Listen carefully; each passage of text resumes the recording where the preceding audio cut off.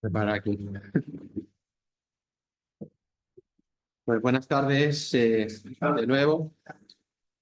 Me siento agradecido por esta nueva invitación, que significa que me seguís queriendo. Entonces, por lo menos ya sí lo entiendo, ¿no? Os resulta, no sé si decir grato o agradable, ¿no? Que pueda estar aquí de nuevo, y la verdad que para mí es lo mismo, ¿verdad? Es un placer estar aquí.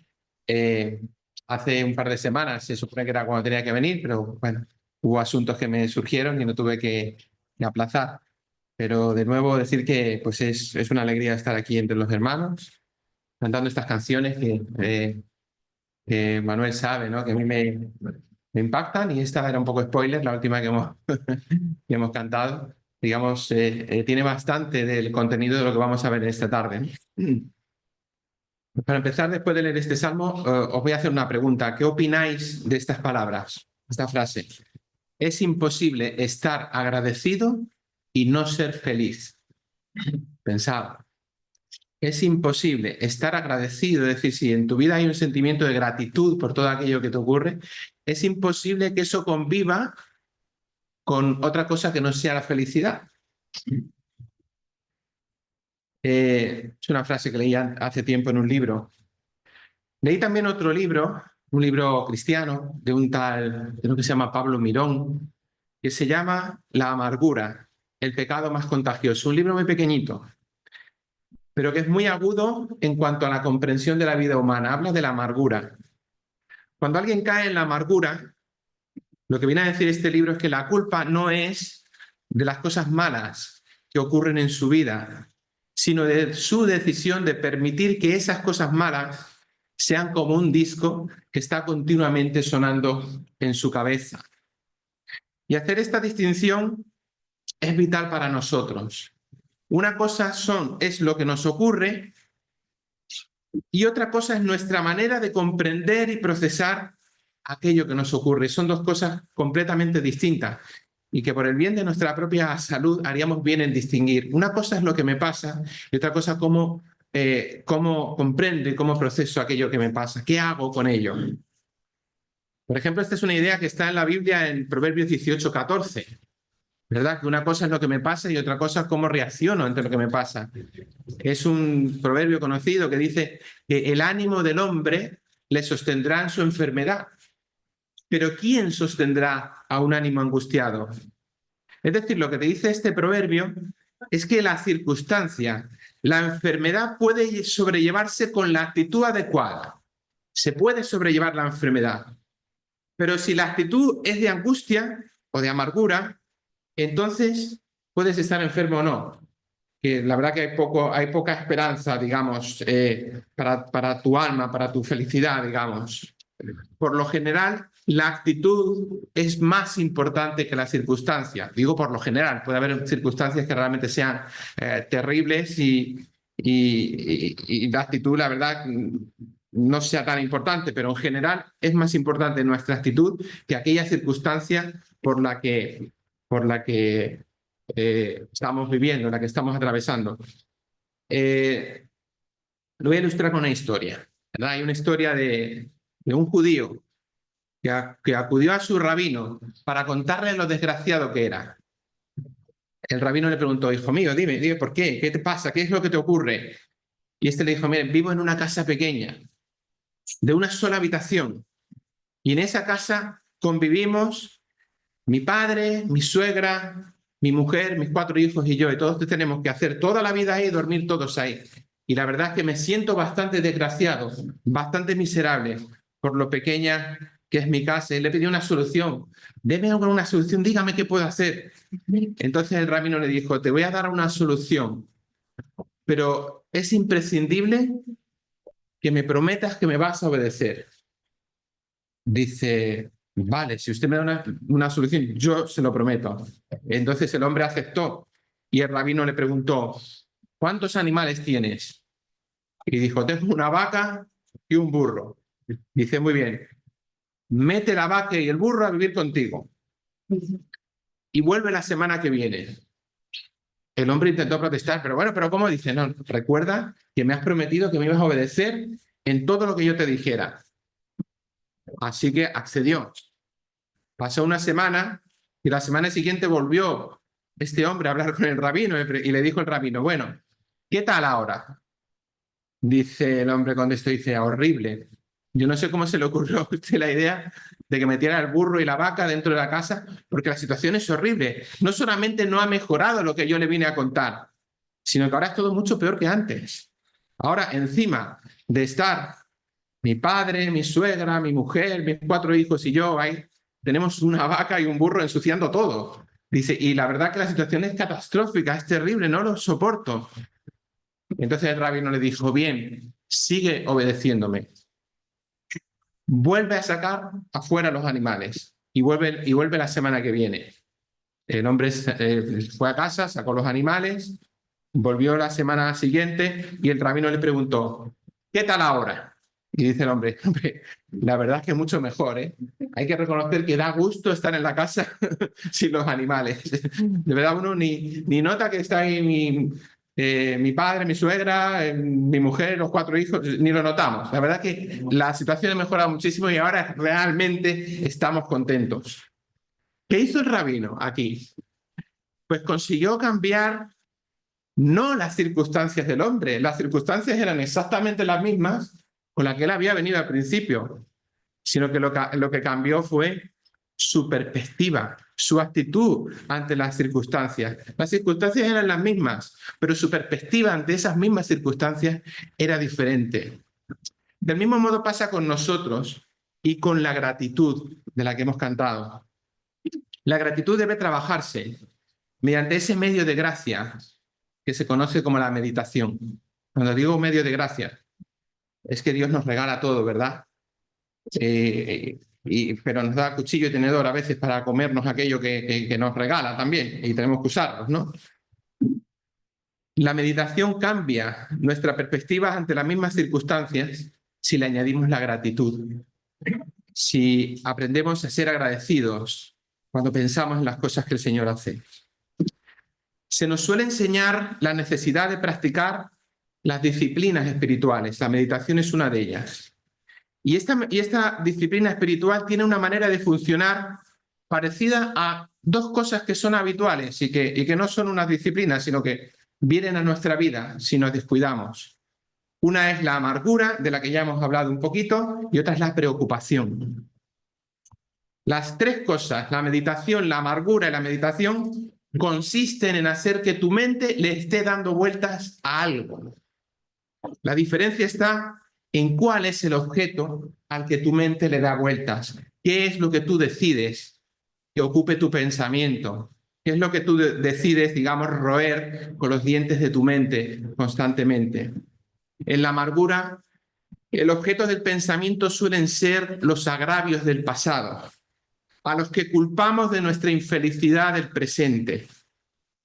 No somos capaces de pensar que esos agravios, ese mal que alguien nos hizo, se quedó en el pasado. Y su poder sobre nosotros reside precisamente en que repetimos en nuestra cabeza una y otra vez el mismo disco de aquello que alguien una vez me hizo. Aquello que te dolió, te lo sigues repitiendo en tu cabeza. Y entonces ya no es el daño que esa persona te pudo hacer o que esa circunstancia te pudo hacer. Es el daño que tú estás decidiendo hacerte a ti mismo, repitiendo una y otra vez en tu cabeza el mismo disco. Hacemos presente una y otra vez aquello que en realidad está en el pasado por medio de la amargura. La amargura entonces se enfoca en el pasado y mira los agravios. Algo parecido es la preocupación. El objeto del pensamiento de la preocupación ya no son los agravios del pasado, sino que son los peligros del futuro, que nos traen miedo, que nos traen desánimo, mientras que hacemos planes y más planes para evitar que venga aquella futura desgracia a la cual le tenemos miedo. El miedo se acrecienta porque sabemos que en realidad, y lo sabemos, no tenemos control alguno sobre qué es lo que va a pasar en el futuro. Recuerda a Rick Warren decir a menudo en una de sus predicaciones que escuchábamos los lunes allí en Alemania, en inglés. Él decía, si sabes preocuparte, entonces sabes meditar. Porque digamos que tanto la amargura como la preocupación son dos perversiones de la meditación, de lo que tiene que ser la meditación, de que dejamos a nuestra mente que dé vueltas. A efectos de la gratitud, la meditación como disciplina espiritual, entonces mira tanto al pasado como al futuro. En cuanto al pasado, la meditación se enfoca en lo que Dios hizo, en su poder al sacar, en la mente del salmista, por ejemplo, al sacar a Israel de Egipto, en cómo Dios ha tratado a su pueblo en la historia, en cómo ha sido fiel con su pueblo en la historia. Pero especialmente la meditación del cristiano se enfoca en la persona de Jesús, en su carácter, en el carácter que se nos revela a través del Evangelio y lo que también nos cuenta, por ejemplo, Pablo en sus cartas y Pedro y Juan, lo que nos cuentan acerca de quién es Jesús. Pero sobre todo se enfoca en su obra de amor por nosotros, en lo que Él hizo por nosotros en la cruz. Como creyentes estamos llamados a ocupar nuestra mente no en la amargura, no en la preocupación, sino en la meditación, de recordar qué es lo que Cristo Jesús hizo por nosotros. De esa manera podemos realmente cumplir ese pasaje de la Biblia que dice que nosotros amamos porque Él nos amó primero. De esa manera podemos hacer que nuestro amor sea lo que realmente debe ser, una respuesta al amor de Dios por nosotros. Ese amor tiene que crecer en nuestros corazones por medio de la gratitud, y entonces por medio de ese amor podemos servir a Dios como hemos cantado.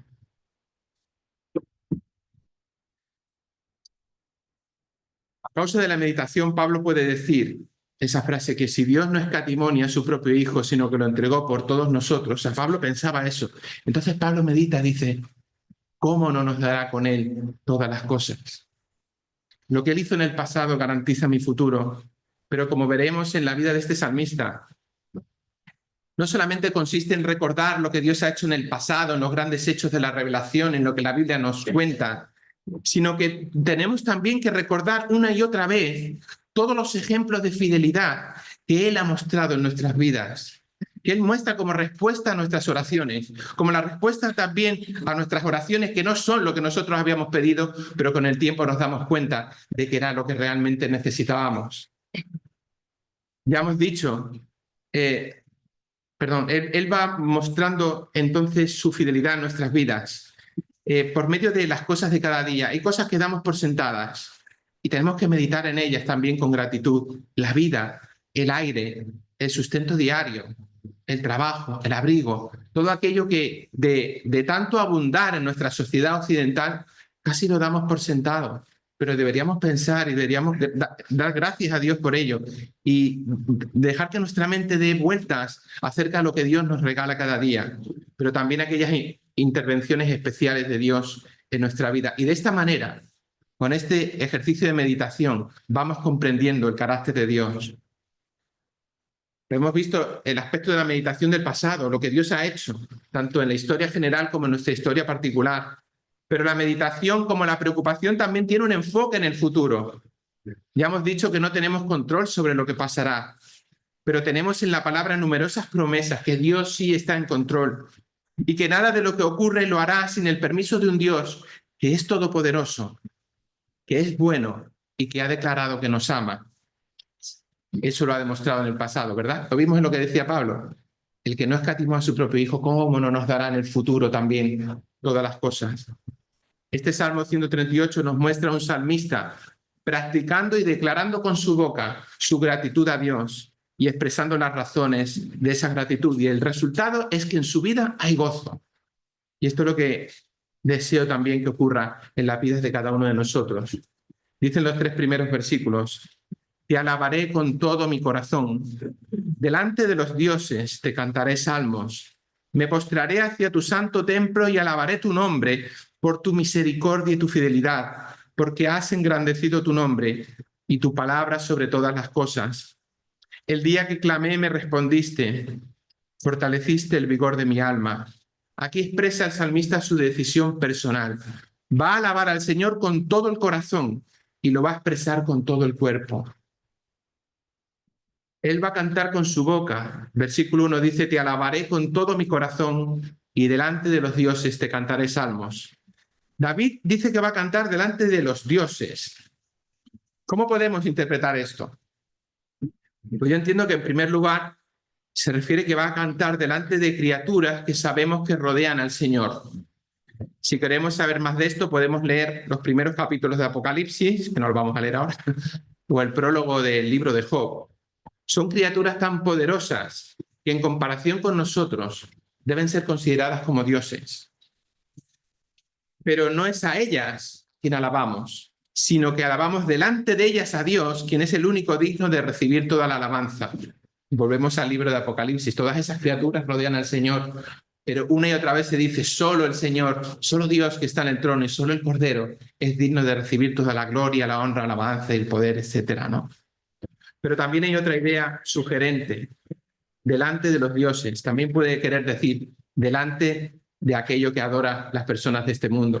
O sea, delante de mi prójimo, delante de este mundo que adora a otros dioses. El creyente es llamado a adorar al Dios vivo y verdadero, reconocerle en gratitud, aunque estemos en un mundo que está entregado a servir y adorar a todo otro tipo de dioses. Porque ¿qué son dioses? Mire, todo aquello en lo que el ser humano pone la esperanza de su felicidad y su sentido de identidad está ocupando el lugar que le corresponde a Dios. Si la esperanza de tu felicidad está en algo que no sea Dios, está ocupando el lugar de Dios. Si tu sentido de identidad está en algo que no sea Dios, está ocupando el lugar que le corresponde a Dios y por tanto es un ídolo, es decir, un Dios falso. Como creyentes te tengo que decir que no estamos exentos del peligro de acabar adorando a un Dios falso, como puede ser el dinero, el poder, el sexo y en estos tiempos difíciles, un político o un movimiento político de izquierda, derecha, de extremo centro, lo que queráis. El único Salvador es Cristo y tenemos que profundizar en esto a la hora de ver. Los políticos son, en el mejor de los casos, buenos servidores, pero el único Salvador es Cristo. David, después de expresar, voy a beber un poquito de agua, si no os importa.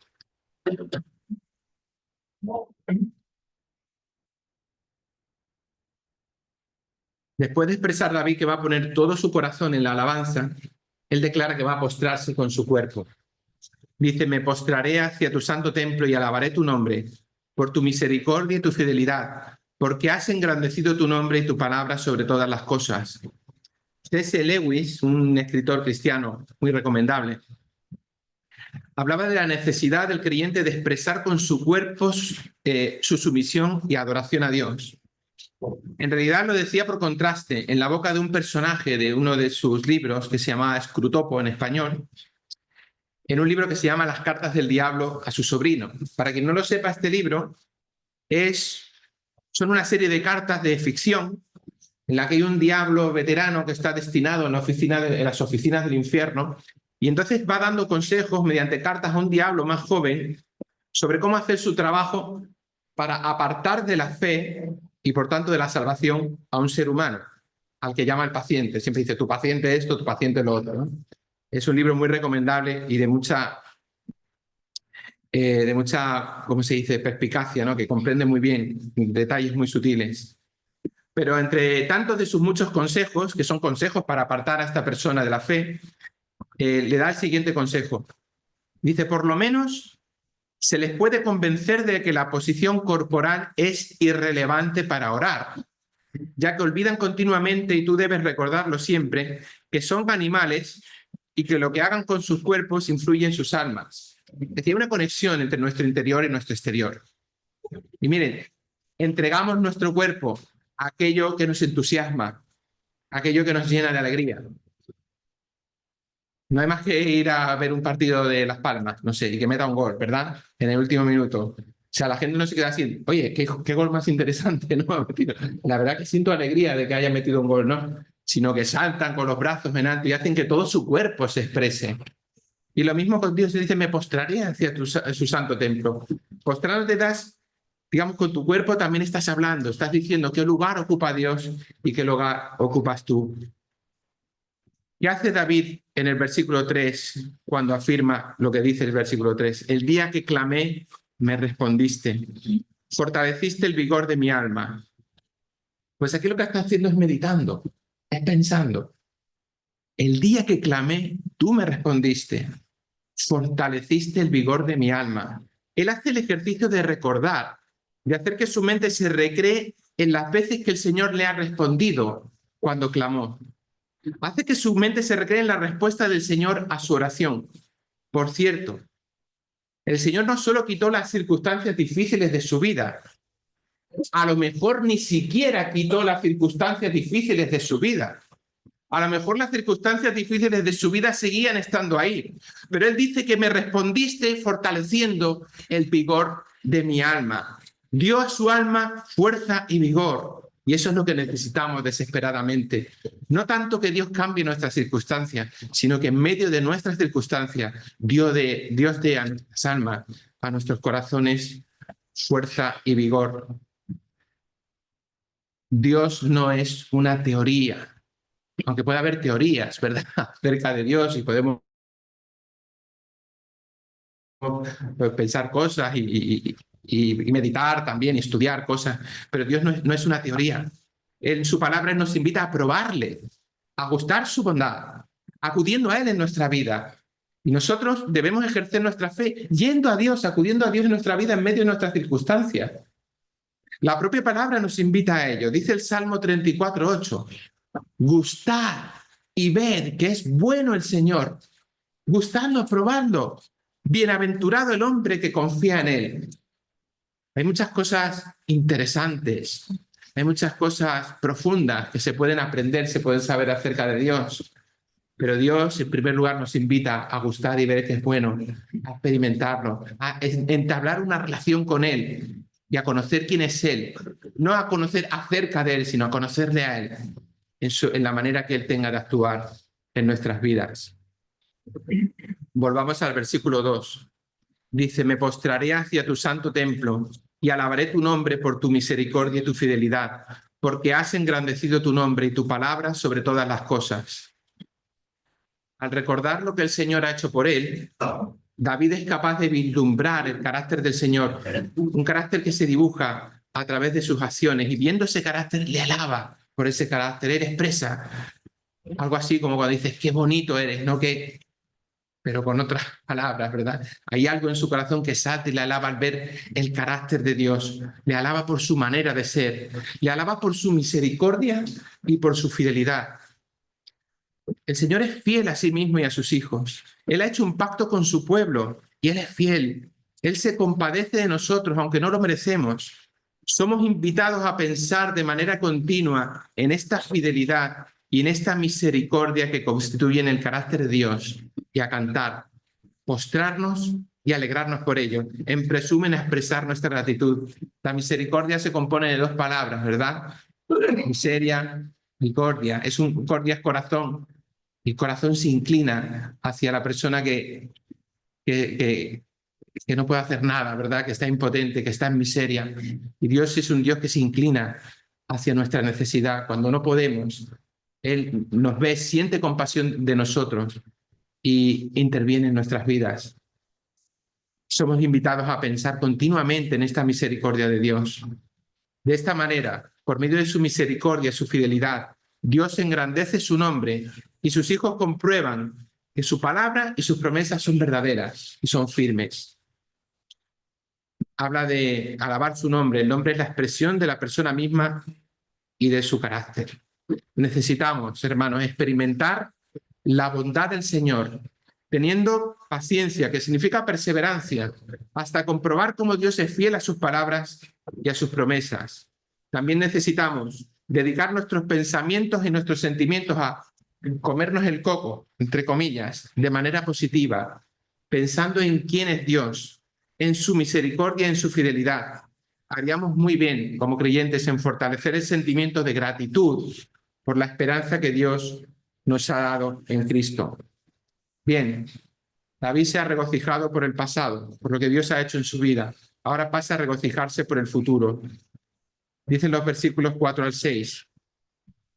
Y alabarán Jehová todos los reyes de la tierra, porque han oído los dichos de tu boca. Cantarán de los caminos de Jehová, porque la gloria de Jehová es grande, porque Jehová es excelso y atiende al humilde, pero al altivo mira de lejos. Estos versículos expresan su convicción de que Dios finalmente vencerá. Hay una característica del gozo o de la alegría. El gozo y la alegría se perfecciona cuando es compartido. ¿Estamos de acuerdo? Voy a poner ejemplos. Aún las cosas pequeñitas que traen gozo a nuestra vida, gozos pequeños, nos hacen sentir el impulso de compartirlas con otros. En esta era de esos pequeños clips de vídeos, ¿verdad?, que se llaman Reels, ¿verdad?, que pasamos y vemos ahí un montón de cosas y a veces perdemos demasiado el tiempo con eso. Pero yo, si me viene un Reel, a veces tengo uno ahí de perritos, de salchichas, de esto, ¿no? Y a veces que veo uno que sale un cachorro precioso y hay algo que me impacta, siento el gozo de la belleza. Y casi mi primer impulso es enseñárselo a mi mujer. Y yo, mira qué bonito el cachorro. Y ella también, pues, lo ve y dice, ay, qué bonito, tal, se regocija, comparte el gozo que yo he experimentado en primer lugar, le enseño aquello y también expresa su gozo. ¿Y para qué hacemos eso? O sea, ¿cuál es el propósito de que hacemos eso? Pues hay algo que nos hace querer que esa otra persona vea lo mismo que yo y pueda sentir el mismo gozo. En este caso es un gozo estético. Del mismo modo nos pasa, pues cuando los días que hay luna llena, ¿verdad? Que de repente vamos caminando y vemos que se asoma una luna preciosa. Ahí ya cuando recién sale por el horizonte, además tiene un color amarillo ahí. Y nos decimos, el primero que la ve le dice al otro, mira la luna. O sea, ese sentimiento de gozo estético te hace querer compartirlo y se perfecciona cuando lo compartes con otro, ¿verdad? Dice, mira. Del mismo modo también por las mañanas cuando ha llovido y de repente está el cielo claro y se ven las montañas del centro de la isla y de ese color verde, lo miramos y lo mismo, ¿verdad? Decimos, mira cómo están hoy las montañas. Estás experimentando un gozo, pero no te conformas con quedártelo para ti. Necesitas compartirlo, necesitas que otro participe de tu misma experiencia y de ese modo tu gozo se perfecciona. Cuando ves que algo te resulta especialmente bueno y bello, no es uno de tus primeros impulsos, además de gozarte por lo que ves, comunicárselo a alguien para que sienta la misma alegría que tú estás sintiendo. Yo creo que sí, yo creo que no habla de una experiencia que no sea común a cada uno de nosotros. Lo mismo pasa, esta es la estética visual, pero hay una estética también, digamos, de sabores, ¿no? Como no sé cómo se diría, ¿no? Gustativa. Si has ido a un restaurante y has encontrado un plato especial, dices, quiero llevar a alguien que pruebe esto. Y no me quiero quedar este gozo para mí. Desearía que otros lo compartieran y que pudiéramos hablar, ¿verdad? ¿Recuerdas qué bueno estaba aquello que comimos aquel día? Pasa lo mismo. Deseas que tus amigos prueben y experimenten el mismo gozo que tú estás experimentando. Bien. Esta belleza para los sentidos es algo así que destila del autor de la belleza, del autor de la bondad, de aquel de quien dice la Biblia que todo lo bueno, toda dádiva perfecta, todo viene de Dios. Y esa alegría que tú sientes es que estás viendo un poquito de gloria. Pues bueno, el autor de quien emana, de quien destila toda esa gloria, es Dios mismo, el Dios al que está alabando el salmista. Todo lo bueno proviene de Dios y toda gloria pequeña destila de esa gran gloria de Dios que le ha creado todas las cosas. Y a través de esas cosas podemos pensar, si todo esto tiene esa gloria que a mí me abruma, que abruma mi alma, cuánta mayor no debe ser la gloria de aquel que lo creó y de aquel que se está expresando a través de la creación, que es Dios mismo. Bien, pues este compartir el gozo, diríamos que en esto consiste la evangelización. O en esto debería consistir. Cuando algo te llena de alegría porque es un regalo de hermosura, hay algo dentro de ti que te impulsa a compartirlo, con el sincero deseo de que otras personas experimenten la misma alegría que tú estás sintiendo. Y en realidad esta era la vocación de Israel, reflejar la gloria de Dios y hacer que la gente viera la gloria de Dios y se volviera a Dios. Esta era la vocación de Israel y sigue siendo ahora la vocación de la Iglesia.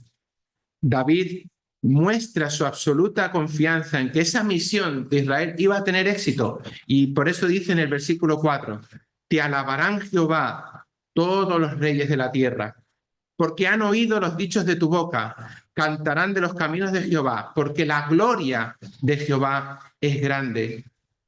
David está convencido de que los reyes de la tierra, y él es un rey de la tierra también, experimentarán el mismo deseo irrefrenable de alabar cuando escuchen los dichos de la boca del Señor. Tendrán el mismo deseo de cantar de sus caminos, porque su gloria es grande.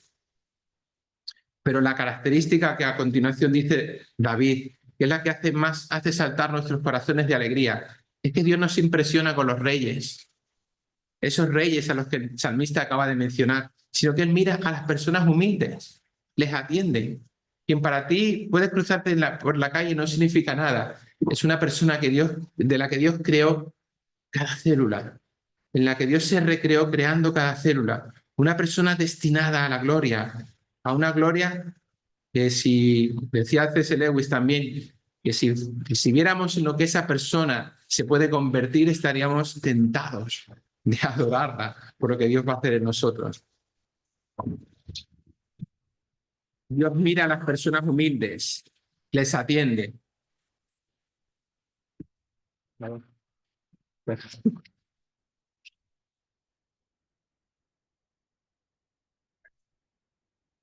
Vamos a dejar que se desahogue un poquito. No hay problema.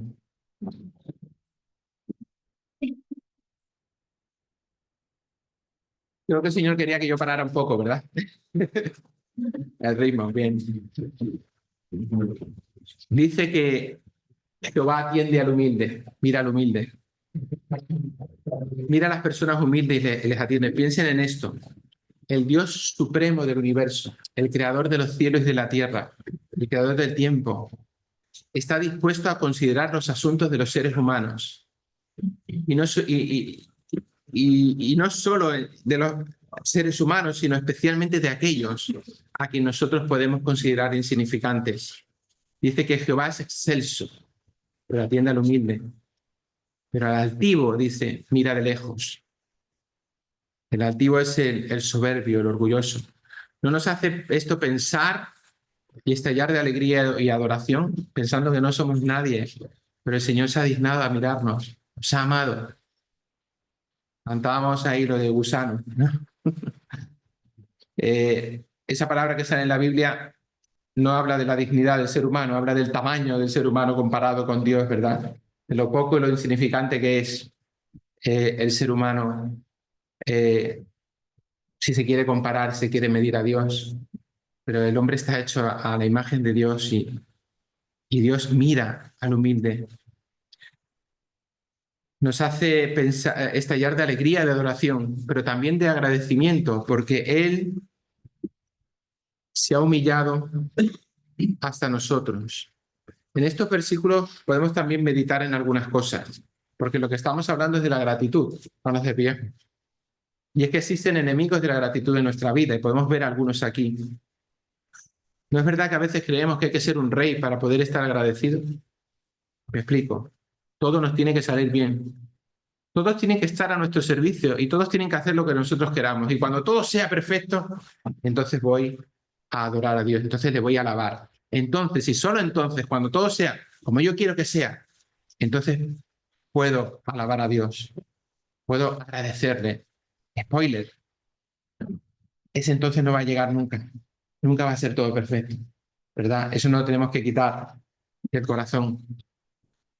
Otro enemigo de la gratitud es pensar que Dios no nos tiene en cuenta. Podemos pensar, bueno, es que realmente he cometido tantos errores en mi vida o, digamos, he vivido tan por debajo de lo que yo podía haber sido o soy tan poca cosa que realmente nadie en este mundo me hace caso, que no creo que Dios realmente me tenga en cuenta. A veces proyectamos eso, ¿verdad? Nos sentimos despreciados por los demás y proyectamos eso en Dios. Pero aquí dice que Dios mira, atiende al humilde, que Dios, incluso aunque no lo sepas, aquel que se siente rechazado por todos, Dios no te rechaza. Dice Jesús que el que a mí viene no le echo fuera. El que a mí viene no le echo fuera. La historia de tu vida puede haberte llevado ahí a pensar que Dios no te tiene en cuenta, pero sabes, Si piensas así, estás mucho más cerca de Dios de lo que crees, porque Dios atiende al humilde. Dios se inclina ante el humilde y al que mira de lejos es al altivo, al que se cree algo. El altivo es aquel que siente que Dios tiene la obligación de darle algo. Dios mira de lejos al altivo. Y eso es otro obstáculo para el agradecimiento. Pensar que Dios tiene la obligación de darme a mí las cosas. Es decir, es un obstáculo. No puedes sentirte agradecido de esa manera. Esto es lo mismo que olvidar que la vida es un regalo. A veces hay una película, la primera de Harry Potter, no sé si la habéis visto o lo que pensáis. Bueno, es cierto que hay una escena muy curiosa que me llama mucho la atención de esa película, al principio del todo. Y es que Harry Potter tiene un primo. No sé si habéis visto la película. Él tiene un primo y digamos, la primera vez que aparece ese primo resulta que es su cumpleaños y entonces es un niño muy malcriado. Y el niño llega corriendo y llega a una habitación llena de regalos y empieza el niño a contar. Uno, dos, tres, cuatro. Empieza, ¿cuántos regalos hay? ¿Cuántos regalos hay? Dice, no me acuerdo del número, decía, 36. Dice, ¿cómo que 36? El año pasado eran 37. ¡Ah! Y empieza a liarse. Dice, no, pero son más grandes. Dice, me da igual lo grandes que sean, el año pasado era... Y el niño empieza ahí a enfadarse, y el padre dice, no te preocupes, ahora vamos a la ciudad y te compramos 2 regalos más para que tengas un regalo más que el año pasado. Ese personaje es una caricatura, ¿vale? Pero sí que ilustra bastante bien una frase de Paul Tournier que debemos pensar. Ningún regalo es suficiente para traer alegría al corazón de aquel que cree que tiene derecho a todo. Ningún regalo es suficiente para traer alegría al corazón de aquel que cree que tiene derecho a todo. No ser agradecido con Dios es un problema. De hecho, el apóstol Pablo habla de la caída, no habla como en Génesis 3, sino que él tiene su propia interpretación de la caída, ¿no? No es que sea diferente, pero quiero decir que él lo expresa de otra manera, o con otras palabras. Y él dice que el hombre conoció a Dios por medio de la creación. Lo que decíamos antes, que a través de la gloria, la pequeña gloria que se ve en las cosas creadas, eso es un dedo que nos está apuntando a la mayor gloria de Dios, que fue quien creó todas esas cosas. Y que por tanto esto da al hombre un cierto conocimiento de Dios. Todos tienen un conocimiento de Dios, por lo menos suficiente para no tener excusa. Y dice Pablo que habiendo conocido a Dios, ¿cómo reaccionaron? Dice, no lo glorificaron como a Dios, ni le dieron gracias. Ni le dieron gracias. Entonces, lo que va a decir es que lo que está diciendo aquí Pablo es que la reacción lógica ante el conocimiento de que está ahí Dios, de que Dios existe, de que está ahí, es vivir siendo agradecido a Dios. No le dieron gracias, al contrario, se envanecieron en sus razonamientos y su necio corazón fue entenebrecido. ¿Qué podemos decir a esto? Pues que la gratitud nos coloca en el lado correcto de la realidad. La gratitud nos coloca en el lado correcto de la realidad. Cuando no somos agradecidos, estamos alienados de la realidad y de la verdad. Estamos en tinieblas, digamos, intelectuales, espirituales, si no estamos agradecidos al Dios que nos ha puesto en este mundo, que nos ha creado.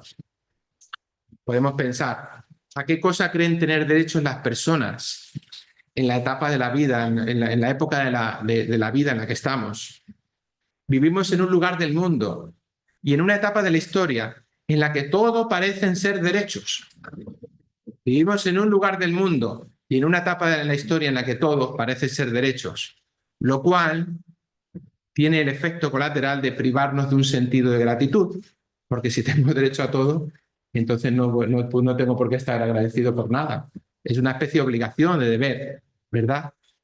Aquellas cosas que yo disfruto y tengo. El humilde al que Dios atiende es capaz de escuchar la voz de Dios con respeto y reconocer su propia necesidad. Entonces recibe y experimenta la misericordia y la fidelidad del Señor y puede responder con gozo y con agradecimiento y colocarse, como decíamos antes, en el lado correcto de la realidad. El altivo cree que lo que tiene es su derecho o que lo ha conseguido por su virtud. Y se ha hecho a sí mismo, ¿no? Decía un señor, dice, yo soy un hombre hecho a sí mismo, lo que pasa es que me sobraron algunas piezas, ¿no? Ese era mi caso. Pero el altivo no necesita de Dios. Él piensa que no necesita de Dios. Si acaso necesita que Dios le arregle algunos asuntillos para que todo sea redondo. Y a veces esto puede darse en la religión. Tener una relación con Dios en la que yo soy casi perfecto, pero Dios me tiene que ayudar, digamos, en un par de cositas o tres, y en cuanto Dios haga su parte, entonces está todo solucionado. No. Es ante el humilde ante el que Dios se inclina, no ante el altivo. Si Dios no lo hace, si Dios no se somete al proyecto de vida del altivo, entonces reacciona con desagradecimiento y eventualmente con amargura. Hay gente con la que yo he hablado de Dios que en su reacción se nota una amargura porque en el fondo de su corazón piensa que Dios le debe algo, ¿verdad? Piensa que Dios tenía que haber hecho la vida como él piensa y él no ha llegado a sus metas, a lo que creía, porque tenía ese concepto de Dios eh, como el genio de la lámpara, ¿verdad? El genio de la lámpara, tú frotas, entonces sale un ser todopoderoso y dice, tienes 3 deseos. ¿No? Pues eso, pero con más deseos, lo que a veces pensamos de Dios. No, Dios es Dios. Eso es lo más importante que tenemos que saber de Dios, que Dios es Dios y yo no.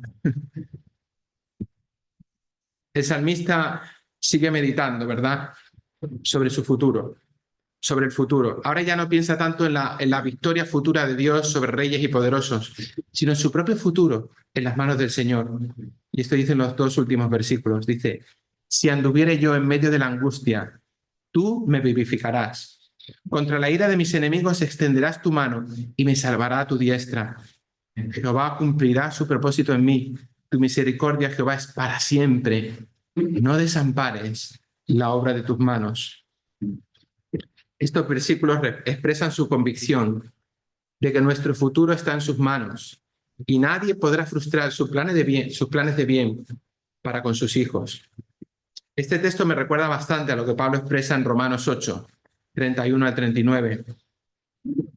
¿Qué pues diremos a esto? Dice Pablo, si Dios es por nosotros, ¿quién contra nosotros?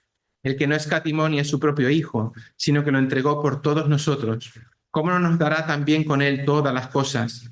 ¿Quién acusará a los escogidos de Dios? Dios es el que justifica. ¿Quién es el que condenará? Cristo es el que murió, más aún el que también resucitó, el que además está a la diestra de Dios, el que también intercede por nosotros. ¿Quién nos separará del amor de Cristo? ¿Tribulación, angustia, persecución, hambre, desnudez, peligro o espada? Como está escrito, por causa de ti somos muertos todo el tiempo, somos contados como ovejas de matadero. Antes en todas estas cosas somos más que vencedores por medio de aquel que nos amó. Por lo cual estoy seguro de que ni la muerte ni la vida, ni ángeles, ni principados, ni potestades, ni lo presente ni lo porvenir, ni lo alto ni lo profundo, ni ninguna otra cosa creada nos podrá separar del amor de Dios, que es en Cristo Jesús, Señor nuestro. Amén.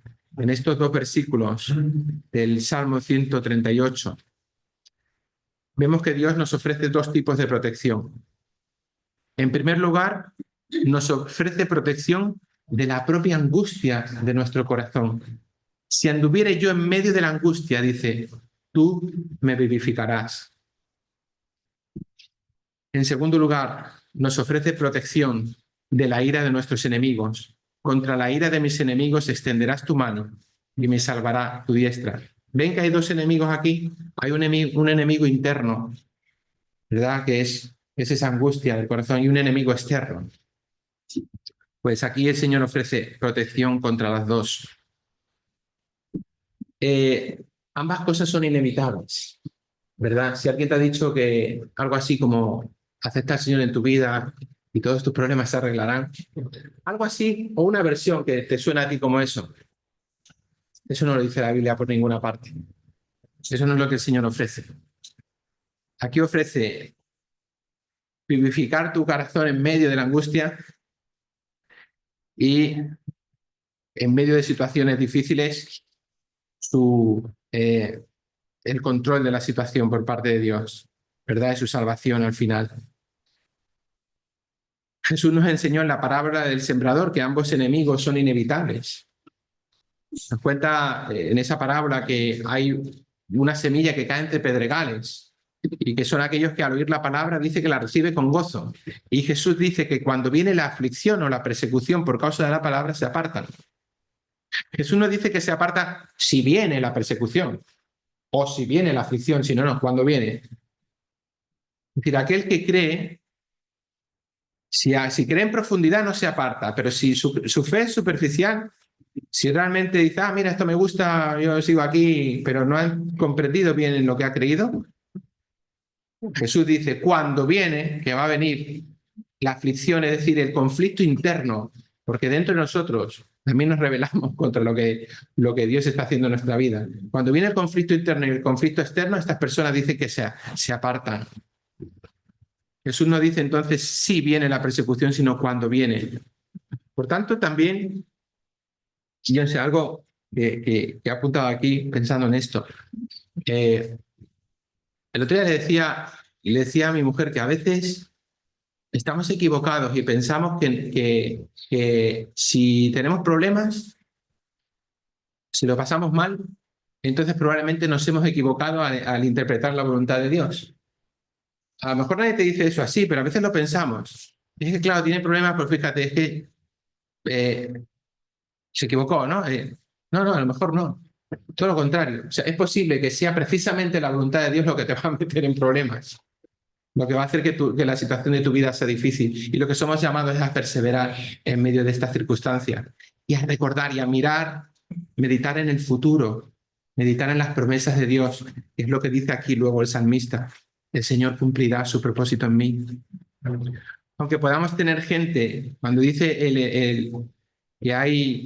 que Dios nos librará contra la ira de nuestros enemigos, ¿no? Extenderá su mano. Hay enemigos más poderosos que los que podemos tener en este mundo. Podemos tener gente que se opone a nosotros. Pero el Nuevo Testamento, Efesios, por ejemplo, nos enseña que hay principados y potestades, que hay una realidad espiritual también ahí fuerte que se opone a nosotros. Tenemos enemigos muy poderosos que van más allá de los simples seres mortales con los que nos cruzamos cada día, de ese vecino fastidioso, de ese compañero de trabajo que no te deja vivir, o incluso de ese gobierno tirano, ¿verdad? Bajo los cuales viven muchos de nuestros hermanos, la mayoría, diríamos, de alrededor del mundo. David se regocija de antemano en lo que sabe que Dios hará. Y hará.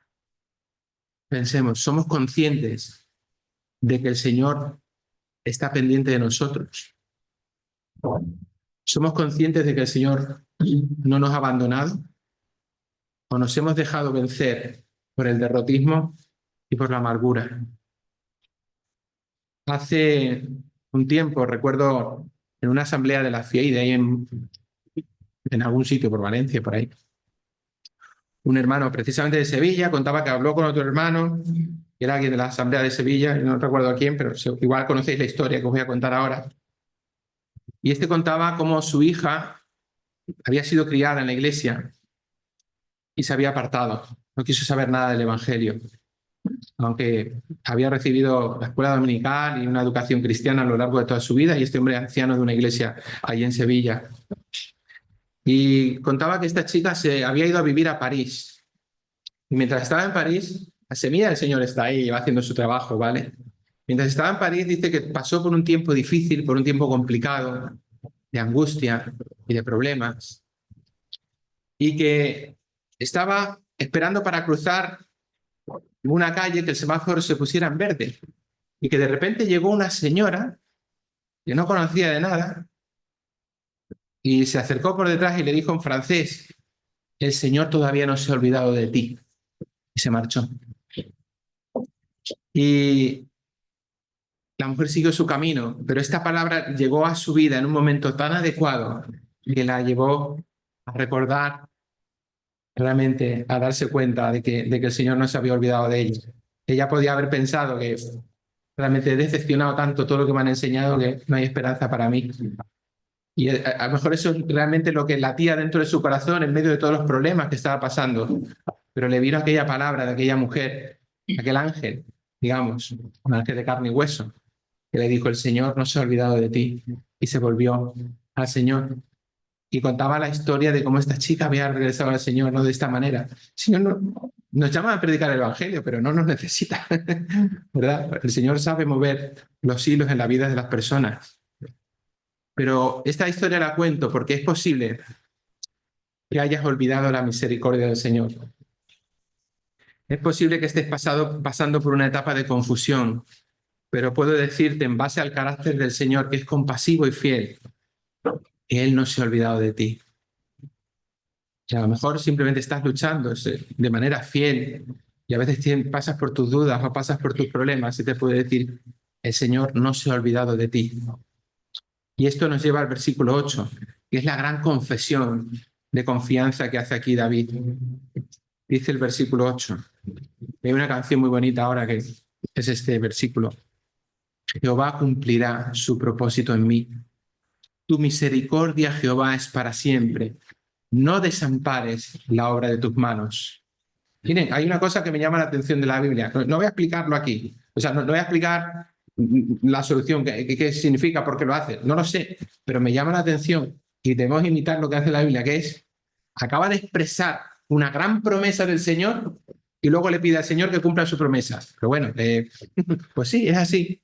O sea, Dios tiene promesas en su palabra, pero quiere que le pidamos aquello que Él mismo ha prometido. Señor, cumplirá su propósito en mí, no desampares la obra de tus manos. De Señor, tu misericordia, Jehová, es para siempre. Es para siempre. Ahí, hace poco me he memorizado en la Nueva Versión Internacional el libro de Miqueas. Y hay un pasaje que en esa traducción es precioso porque dice, a ver si recuerdo, me lo he memorizado y ahora voy a fallar. Dice: no siempre estarás airado, porque tu mayor placer es amar. No siempre estarás airado, porque tu mayor placer es amar. Su misericordia es para siempre. El mayor motivo de gozo y agradecimiento de David es saber que Dios, que es todopoderoso y misericordioso, cumplirá su propósito de amor en su vida. Y podemos decir lo mismo, que el Señor va a cumplir su propósito en mí y también en ti. Su misericordia es para siempre. Por tanto, de lo que veníamos hablando, la actitud de gratitud no depende de las cosas que nos estén pasando exteriormente, sino de nuestra actitud interior. Esta actitud se trabaja mediante la disciplina, mediante ese medio de gracia que llamamos meditación. Hace muchos años, cuando yo era muy joven, más joven que muchos de los más jóvenes que hay aquí, estuve en un campamento cristiano de jóvenes, claro, por eso era joven, cuyo título era En busca de la felicidad. Y recuerdo que el predicador de aquel campamento, que lo hizo todo, era muy original, hizo como una especie de programa de radio en la que se iban hablando de las cosas y tratando el tema de En búsqueda de la felicidad. Y él era Pedro Gelaber, que muchos le conoceréis, ¿no? Y él repetía todo el rato una frase del escritor Miguel de Unamuno, y esta frase, claro, de cuando tanto se repite, pues se queda grabada en la cabeza. Y la frase decía literalmente: más vale tener el corazón contento que la vida feliz. Más vale tener el corazón contento que la vida feliz. La vida feliz es una vida en la que tienes, ¿cómo se dice? Se suele decir todo lo que uno necesita para ser feliz, ¿verdad? En cuanto a posesiones, en cuanto a relaciones, tienes todo. Te dices: mejor tener el corazón contento, gozo en el corazón, que las circunstancias externas sean realmente maravillosas y sean de ensueño, ¿verdad? Y tengas no sé cuántos mil followers o lo que quieras, ¿no? Puedes tener todo lo que generalmente se acepta que una persona necesita para ser feliz, ¿o no? La diferencia la marca el gozo que haya en el corazón.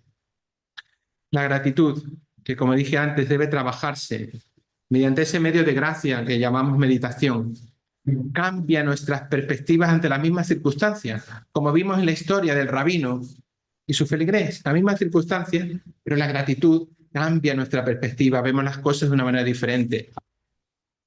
El paisaje es el mismo, pero el color es diferente. Como creyentes debemos saber que la gratitud es el motor de la vida cristiana. Hemos visto en la vida, en la persona de David, cómo funciona la gratitud en el creyente.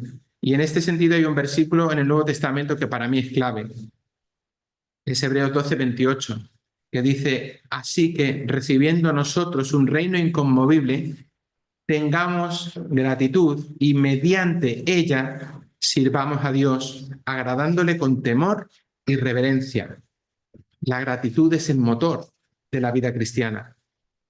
Decía J.I. Packer que en el Nuevo Testamento la doctrina es gracia y la ética gratitud. Es decir, el regalo inmerecido de Dios para nuestra vida, ese regalo más que inmerecido, es que inmerecido no describe exactamente lo que es. Es un regalo cuando nos merecíamos todo lo contrario. Y Dios nos regala su salvación y nos regala a su Hijo. ¿Qué lecciones podemos aprender de la actitud de David? En primer lugar, expresemos gratitud cada día en nuestro hablar, los unos con los otros. ¿Somos caracterizados por nuestra gratitud o por nuestras quejas? ¿Levantamos el ánimo de la gente porque somos personas que expresan gratitud ante la vida? ¿O somos esas personas que cuando nos ven salen corriendo y dicen: ya viene este a quejarse ya viene este a contarme todas sus penas? En segundo lugar, hay una frase, una expresión que dicen mucho los americanos, dice: contar las bendiciones, contemos nuestras bendiciones. No sé cuántos de vosotros de pequeño teníais colecciones de cromos de futbolistas o, ¿verdad? ¿Verdad que una cosa que hacíamos, nos encantaba contar los cromos que teníamos? Mira, tengo todo esto, ¿no? Y era nuestro tesoro. Contemos nuestras bendiciones, reconozcamos las bendiciones que Dios nos da, materiales, espirituales, de todo tipo, y contémoslas. Y que sea como ese álbum de cromos, ¿verdad? En el que estamos viendo lo que el Señor ha hecho en nuestra vida, de modo que la gratitud vaya acumulándose ahí en nuestro corazón.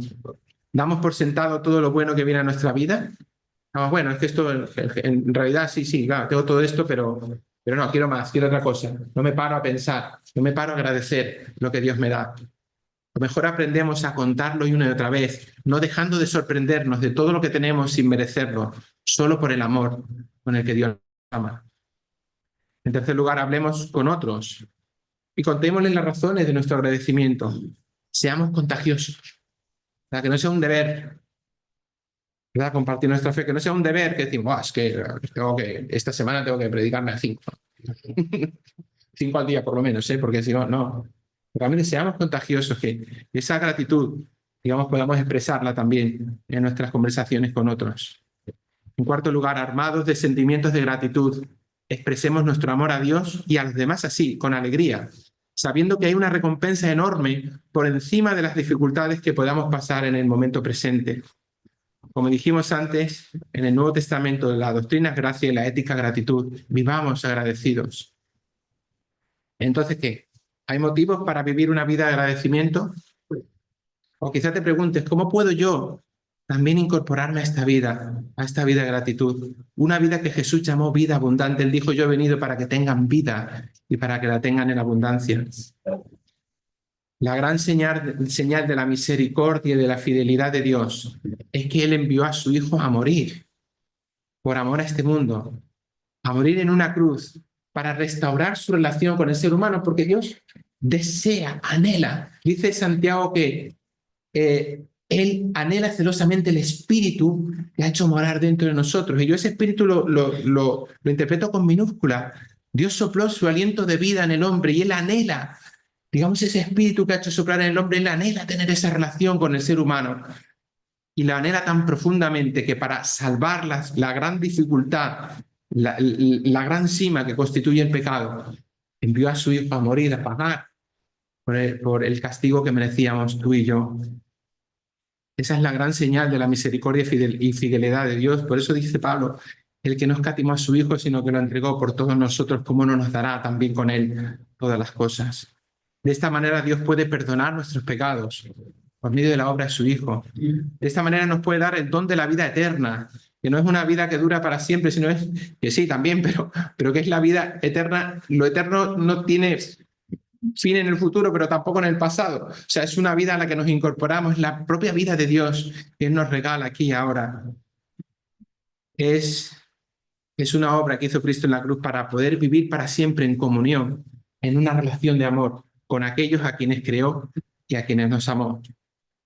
Su propósito para el ser humano, para cada uno de nosotros en su palabra, es que todo aquel que en él crea, todo aquel que ponga su confianza en él, no se pierda, sino que tenga vida eterna. Y esta es la invitación que Dios hace a cada uno de nosotros.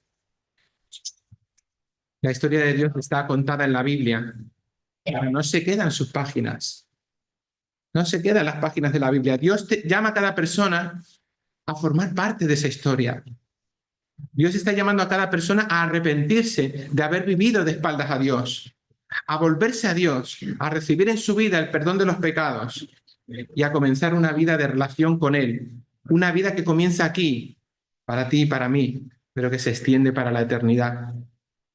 En esta tarde, igual que dijimos, que hay que ver y probar que es bueno el Señor. No es solamente una teoría, hay que probar. El Señor te llama.